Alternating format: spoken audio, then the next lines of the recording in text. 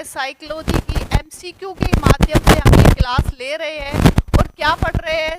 हम पढ़ रहे हैं साइकोलॉजी, और साइकोलॉजी में भी हम बात करेंगे इसकी कर रहे हैं बाल विकास अध्ययन की हम तैयारी कर रहे हैं। बाल विकास अध्ययन को हम पढ़ रहे हैं। देखिए सी टेट यूपी टेट के पैटर्न पर आधारित जो क्वेश्चन है वो यहाँ पर आपको कराए जाएंगे। तो देखिए आज की क्लास की स्टार्ट करते हैं क्लास को।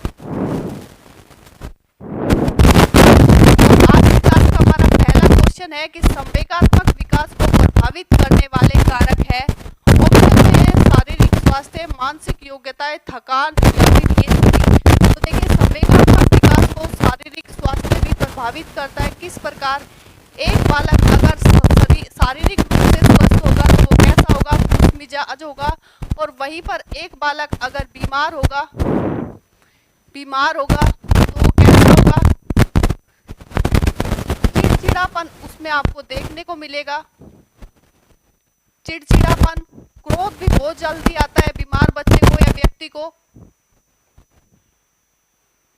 क्रोध और चिड़चिड़ापन आपको इसमें देखने को मिलेगा। तो संवेगात्मक विकास को प्रभावित करता है क्या? शारीरिक स्वास्थ्य।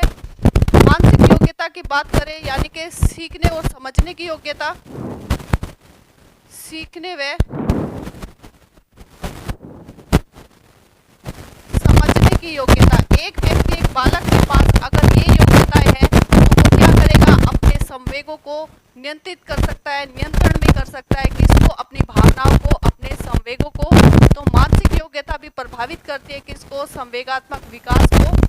बात करें थकान की, तो जो थका हुआ व्यक्ति है, एक व्यक्ति थका हुआ है तो वो क्या करेगा? वो नियंत्रण नहीं कर पाएगा किस पर? अपने संवेगों को नियंत्रित नहीं कर पाएगा। और थका हुआ व्यक्ति जो है बहुत जल्दी रोने लग जाता है, रोने लगता है थका हुआ व्यक्ति। तो थकान भी क्या होती है? संवेगात्मक विकास को प्रभावित करने वाली है। तो ये सभी जो कारक है सभी प्रभावित करते हैं किसको? संवेगात्मक विकास को। तो आंसर रहेगा हमारा यहाँ पर डी। नेक्स्ट, निम्नलिखित में से कौन सा बच्चों के संवेगात्मक विकास के लिए सर्वाधिक उपयुक्त है? तो देखिए बात किसकी हो रही है यहाँ पर भी? संवेगात्मक विकास की। कि सर्वाधिक उपयुक्त क्या है? कक्ष का प्रजातांत्रिक परिवेश या फिर अध्यापकों की कोई भी सहभागिता नहीं क्योंकि यह माता पिता का कार्य है।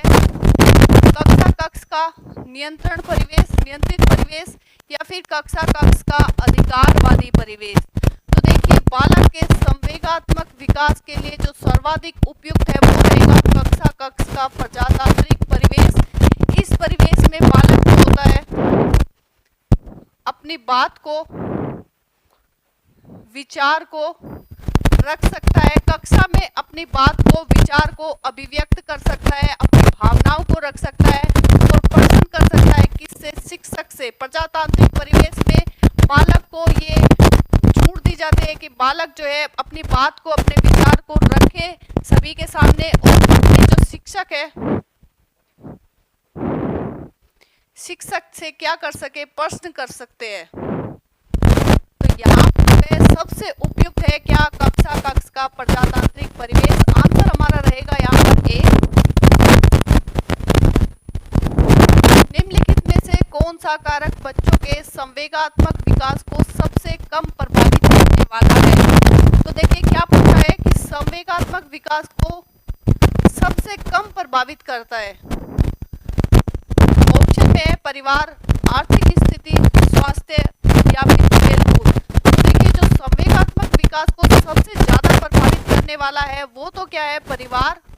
और सबसे कम प्रभावित करने वाला है वो खेलकूद। क्योंकि खेलकूद किसको प्रभावित करता है सबसे ज्यादा?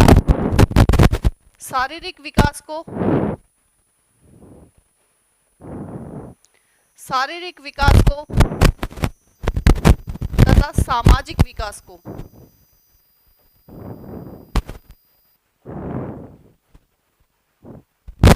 खेलकूद से बालक का जो है शारीरिक विकास अच्छा होता है, सर्वाधिक होता है।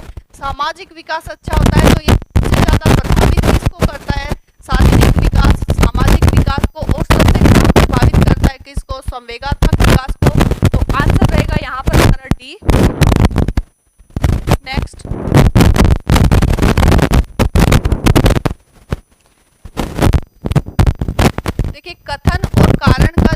क्वेश्चन है और यहाँ पर थोड़ी सी टाइपिंग मिस्टेक हो गई है।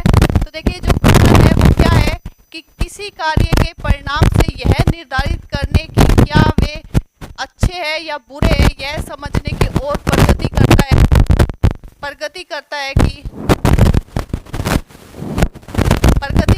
कि जो मैं लिख देती हूँ यहाँ पर कि जो समाज के नियम है,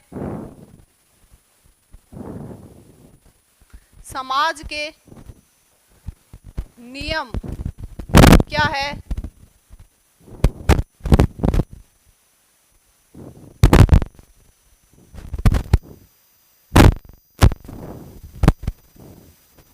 नगण्य क्या है, नगण्य को हम क्या कर सकते हैं, इनको बदला जा सकता है, तोड़ा जा सकता है। ये बात किसकी हो रही है? कोहलबर्ग के बच्चों के जो नैतिक विकास का सिद्धांत है उसकी बात हो रही है। कोहलबर्ग ने सिद्धांत दिया था, देखिए कोहलबर्ग ने जो दिया था वो था नैतिक विकास का सिद्धांत, और इन्होंने जो है नैतिक विकास के सिद्धांत की कितनी 3 अवस्था,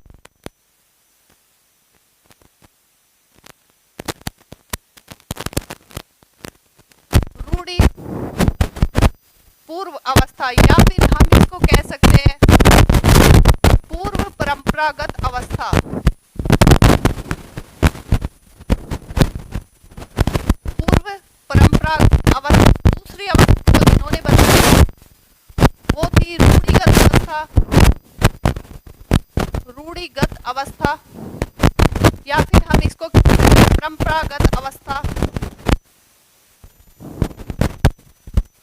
परंपरागत की अवस्था, या फिर अवस्था खाली। जो इन्होंने अवस्था बताई थी वो रूढ़ि से ऊपर उठकर चिंतन की अवस्था,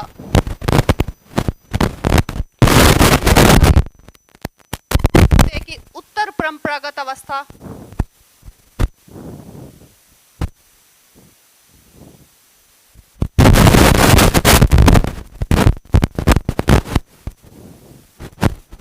उत्तर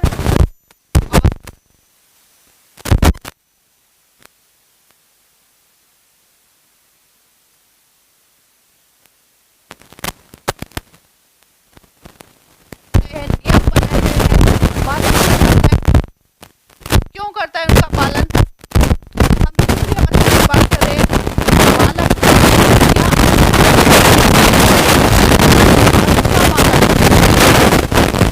समाज के द्वारा अनुमोदन दिया जाए कि इसका अच्छा बालक या फिर अच्छा नियम को फॉलो करता है, सिर्फ और सिर्फ बालक जो है ये चाहता है कि समाज उसको अच्छा बालक या अच्छी बालिका कहे। जैसे जैसे वो थोड़ा बड़ा होता है और यहाँ पर कोहलबर्ग की जो तीसरी अवस्था है उसमें प्रवेश, बालक को ये समझ आता है कि जो समाज ने नियम बनाए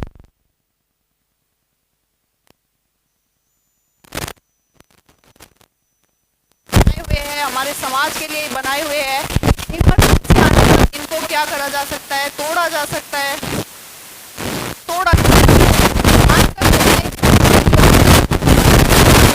लगी।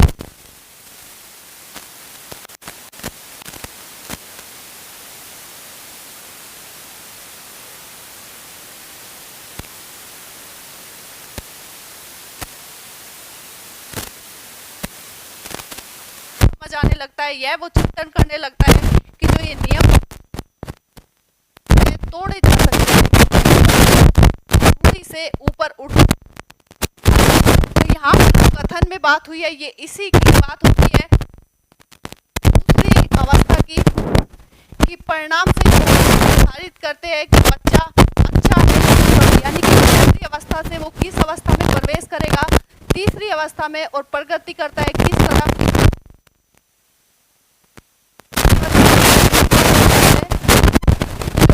कथन है वो तो एकदम सही है।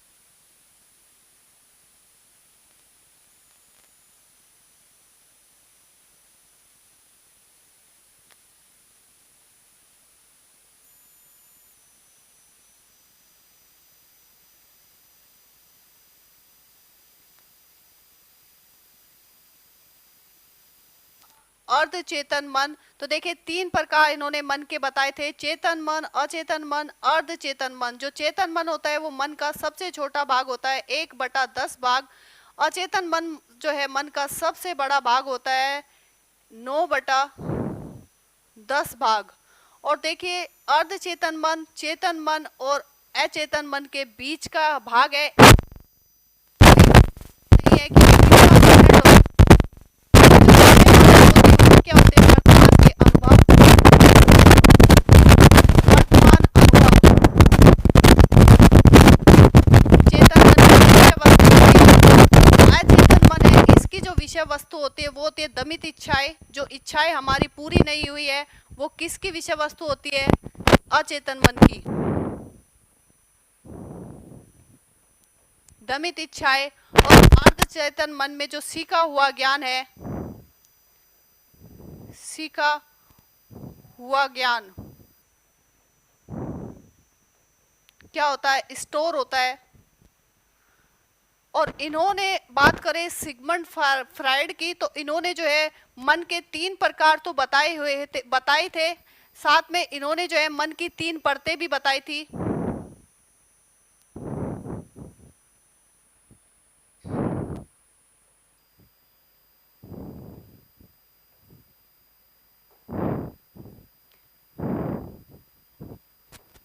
साथ में इन्होंने मन की परतें बताई थी,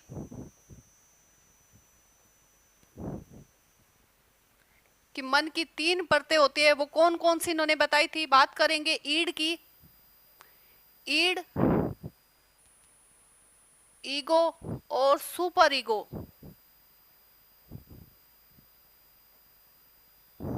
तो देखिए मन की 3 परतें इन्होंने बताई थी, ईड, ईगो और सुपर ईगो। ईड को हम कहते हैं इदम, ईगो को कहते हैं अहम और सुपर ईगो को कहेंगे हम परा अहम।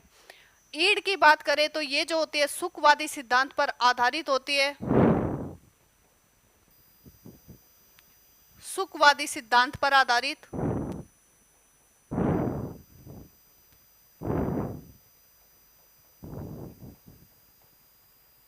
वहीं पर बात करें ईगो की तो ये किस पर आधारित होती है, वास्तविक सिद्धांत पर, वास्तविकता के सिद्धांत पर आधारित होती है। सुपर ईगो अगर हम बात करें तो ये नैतिकता के सिद्धांत पर, नैतिकता या फिर कहे आदर्शवादी सिद्धांत, आदर्शवादी सिद्धांत पर ये आधारित होती है। तो देखिए जो सिगमंड फ्राइड है, इन्होंने जो है लैंगिक विकास की 5 अवस्थाएं बताई थी, मुख्य अवस्था, गुदी अवस्था, लिंग विधान अवस्था, अप्रत्यक्ष अवस्था या फिर कहे जनेंद्रिय अवस्था, व्यसंधि अवस्था। मन के इन्होंने 3 प्रकार बताए थे, चेतन मन, अचेतन मन, अर्धचेतन मन। चेतन मन मन का सबसे छोटा भाग होता है और अचेतन मन मन का सबसे बड़ा भाग होता है। चेतन मन की विषय वस्तु होते हैं क्या, वर्तमान के अनुभव। अचेतन मन की विषय वस्तु क्या होती है, दमित इच्छाएं। और अर्धचेतन मन की विषय वस्तु होती है सीखा हुआ ज्ञान, जो है अर्धचेतन मन में स्टोर होता है। मन की इन्होंने 3 परतें भी बताई थी, ईड, ईगो और सुपर ईगो। ईड को हम हिंदी में इदम कहते हैं, ईगो को अहम कहते हैं और सुपर ईगो को हम कहते हैं परा अहम। ईड जो होती है आदर्शवादी सुखवादी सिद्धांत पर आधारित होती है, ईगो वास्तविकता के सिद्धांत पर आधारित होती है, जबकि जो सुपर ईगो है वो नैतिकता तथा आदर्शवादी सिद्धांत पर आधारित होती है। तो आंसर हमारा यहाँ पर ए है। नेक्स्ट, बच्चे के सामाजिकरण में परिवार जो है डैश भूमिका निभाता है, कम महत्वपूर्ण, रोमांचकारी, मुख्य या फिर गौण। किसकी बात हो रही है, बालक के सामाजिकरण की। और सामाजिकरण में जो परिवार की भूमिका होती है वो कैसी होती है, मुख्य भूमिका होती है, क्योंकि समाज में ही रहकर बालक जो है प्रारंभ में सबसे पहले परिवार में रहकर ही क्या सीखता है, समाज के तौर तरीके सीखता है। समाज के तौर तरीके सीखता है। समाज ने जो नियम बनाए हुए हैं,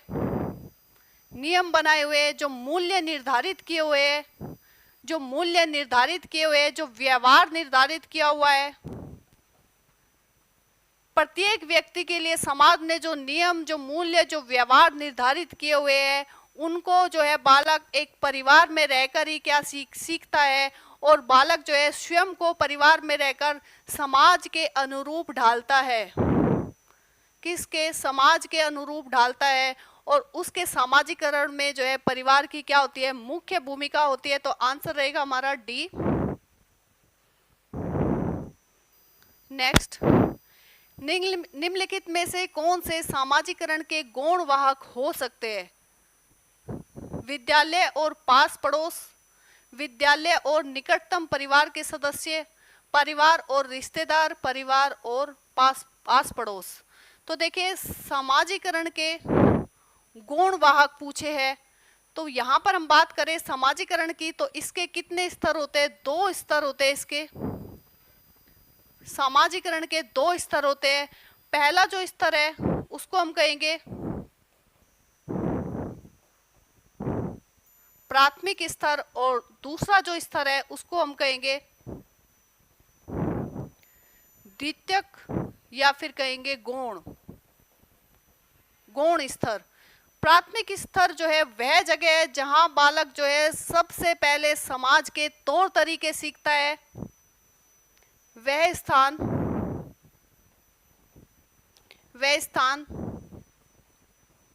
जहां पर बालक सबसे पहले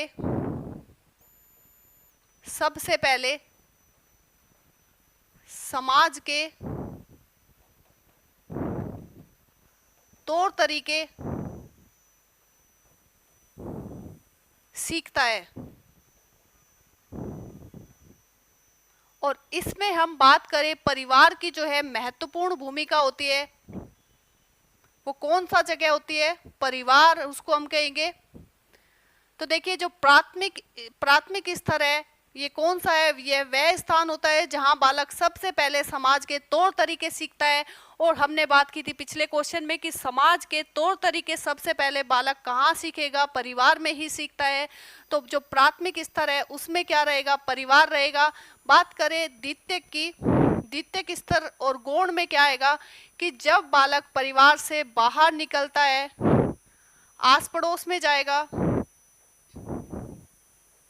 आस पड़ोस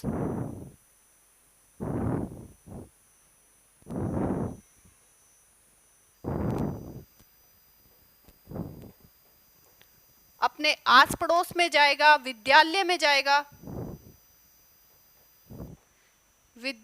जाएगा। परिवार से निकलने के बाद वो किससे जुड़ा? आस पड़ोस से जुड़ा, विद्यालय से जुड़ा। और आस पड़ोस जिस प्रकार का होगा, जिस प्रकार का एक बालक को माहौल मिलेगा, बालक उसी प्रकार का होता है, सामाजिक विकास उसका उसी प्रकार का होता है। विद्यालय में भी जो विद्यालय के साथी होते हैं, जो शिक्षक होता है, उनका प्रभाव भी बालक के सामाजिकरण पर पड़ता है। बाद में बात करें हम संस्कृति की, एक संस्कृति के जो नियम है, जो परंपराएं है, वो भी क्या करती है? बालक के सामाजिकरण को प्रभावित करती है, बल्कि बालक के व्यक्तित्व को गढ़ती है। कौन? उसकी संस्कृति। तो देखिए, यहाँ पर जो प्राथमिक है वो क्या है? परिवार है। और द्वितीय गौण स्तर में रखेंगे हम किसको? आस पड़ोस को, विद्यालय को, समाज को, संस्कृति को। तो देखिए, परिवार जिसमें आया हुआ है वो तो क्या रहेगा? प्राथमिक स्तर रहेगा।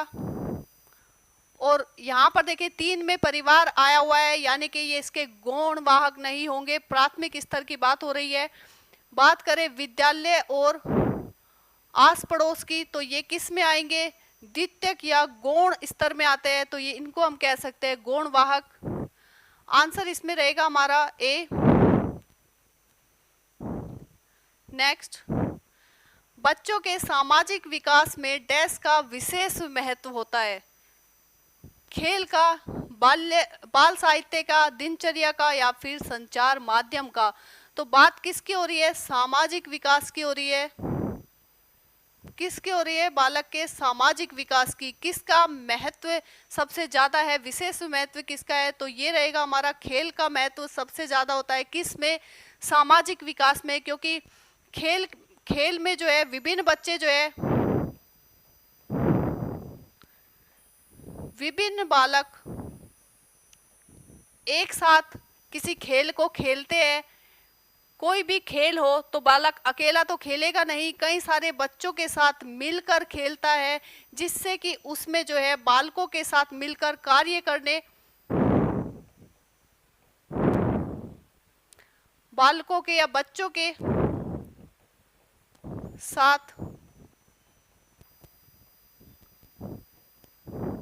कार्य करना सीखता है। बालकों के साथ वह क्या सीखेगा? कार्य करना सीखता है। किसके द्वारा? खेल के द्वारा। खेल के माध्यम से बालक जो है टीम वर्क सीखता है, बालकों के साथ कार्य करना सीखता है। बात करें दूसरी, तो खेल के क्या होते हैं? कुछ नियम होते हैं, कुछ नियम होते हैं, और उन नियम को मानते मानते बालक जो है समाज के नियम को मानता है, उनका क्या करता है? सम्मान करना सीखता है। साथ में ही बालक जो है अपनी हार व जीत को स्वीकार करना सीखता है। हार व जीत को क्या करना सीखता है? स्वीकार करना सीखता है। किसके माध्यम से? खेल के माध्यम से। खेल के माध्यम से ही जो बालक है वो क्या करेगा? समायोजन करना सीखेगा, क्योंकि अलग अलग व्यवहारों के बालकों के साथ वो खेल खेलेगा और उनके साथ तालमेल बिठाना सीखेगा, समायोजन करना सीखेगा। तो जो बालक है, खेल के माध्यम से बालक का सामाजिक विकास जो है बहुत अच्छे से होता है। तो विशेष महत्व किसका रहेगा सामाजिक विकास में? ये रहेगा खेल का। आंसर होगा ए। नेक्स्ट,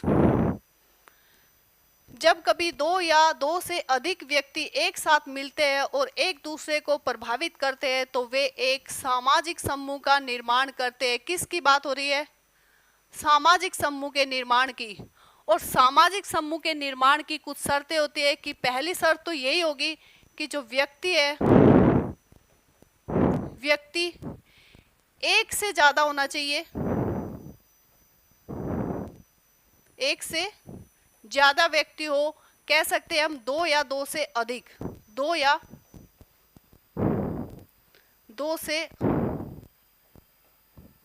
अधिक व्यक्ति होना अनिवार्य है। और केवल दो या दो से अधिक व्यक्ति हो इसलिए हम उसको सामाजिक समूह कह दे, ये नहीं होगा। दो या दो से व्यक्ति तो हो लेकिन उसके बीच में क्या हो? अंतः क्रिया हो। अंतः क्रिया होना आवश्यक है।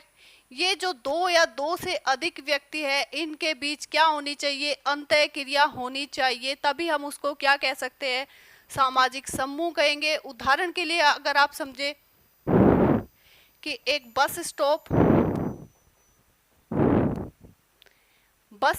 पर आप देखेंगे कि बहुत सारे व्यक्ति एक साथ खड़े होते हैं, बस का इंतजार कर रहे होते हैं, लेकिन हम उनको जो है सामाजिक समूह की श्रेणी में नहीं रख सकते तब तक जब तक कि वे आपस में बात ना करें, अंतः क्रिया ना करें, तब तक हम उनको क्या नहीं कहेंगे? सामाजिक समूह नहीं कहेंगे। जैसे ही व्यक्ति जो है अपने विचार रखते हैं, बातें करने लगते हैं, उनके बीच अंतः क्रिया होती है, तो हम उनको जो है सामाजिक समूह कह सकते हैं।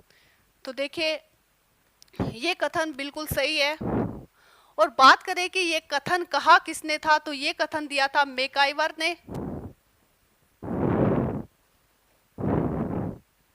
मैकाइवर वेब पेज का ये कथन है कि जब दो या दो से अधिक व्यक्ति एक साथ मिलते हैं और एक दूसरे को प्रभावित करते हैं, उनके बीच अंतः क्रिया होती है, तो वे एक सामाजिक समूह का निर्माण करते हैं। ये कथन किसका है? मैकाइवर वेब पेज का है। तो आंसर हमारा रहेगा यहाँ पर बी। नेक्स्ट, बच्चों के सामाजिक विकास को प्रभावित करने वाले कारक है। कौन कौन से कारक जो है बच्चे के सामाजिक विकास को प्रभावित करते हैं? आर्थिक तत्व, सामाजिक परिवेशजन्य तत्व, शारीरिक तत्व या फिर वंशानुगत तत्व। तो देखिए बात किसकी हो रही है? सामाजिक विकास की बात हो रही है कि सामाजिक विकास को कौन प्रभावित करता है? तो ये प्रभावित करेगा हमारा जो है समाज का जो परिवेश है, जो आसपास का वातावरण है, जो हमारा आसपास का समाज है, वो क्या करता है? हमारे सामाजिक विकास को प्रभावित करता है। और इसमें सबसे पहले हम किसको रखेंगे? हमारा परिवार। फिर हम रखेंगे आस पड़ोस,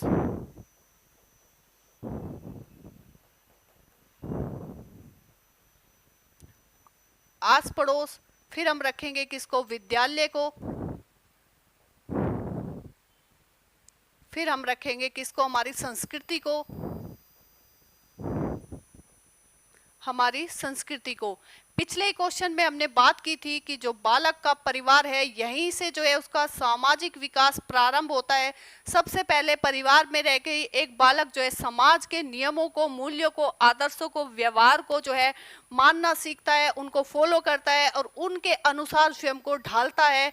फिर बात करें परिवार के बाद, जब वो अपने आस पड़ोस में जाता है, जैसा माहौल आस पड़ोस का होगा बालक भी वैसा ही बनेगा। फिर वह विद्यालय में जाता है और विद्यालय में उसके साथी का, उसके शिक्षकों का, उसके सीखने पर, उसकी बातचीत पर प्रभाव पड़ता है। बात करें संस्कृति की, कि संस्कृति ही है जो बालक के व्यक्तित्व को क्या करती है, घड़ती है, उसके सामाजिकरण पर उसका प्रभाव पड़ता है। तो यहाँ पर जो है आंसर हमारा रहेगा सामाजिक परिवेश जन्य तत्व। कौन कौन से तत्व, परिवार, आस पड़ोस, विद्यालय, संस्कृति। तो आंसर हमारा रहेगा यहाँ पर बी। नेक्स्ट, निम्नलिखित में से कौन सा पारंपरिक बाल्यावस्था अवधि के दौरान उन भूमिकाओं एवं व्यवहारों के बारे में जानकारी प्रदान करता है जो एक समूह में स्वीकार्य है। भाई बहन एवं अध्यापक, अध्यापक एवं साथी, साथी एवं माता पिता, या फिर माता पिता एवं भाई बहन। तो देखिए आज की क्लास का हमारा ये लास्ट क्वेश्चन है और इसका आंसर जो है आपको जवाब जो है कमेंट बॉक्स में देना है। और ये थी आज की हमारी छोटी सी क्लास आपको कैसी लगी है ये भी बताइएगा कमेंट बॉक्स में। और अच्छी लगे तो प्लीज़ वीडियो को एक लाइक ज़रूर कीजिएगा। मिलते हैं आपसे नेक्स्ट क्लास में, तब तक के लिए बहुत बहुत धन्यवाद।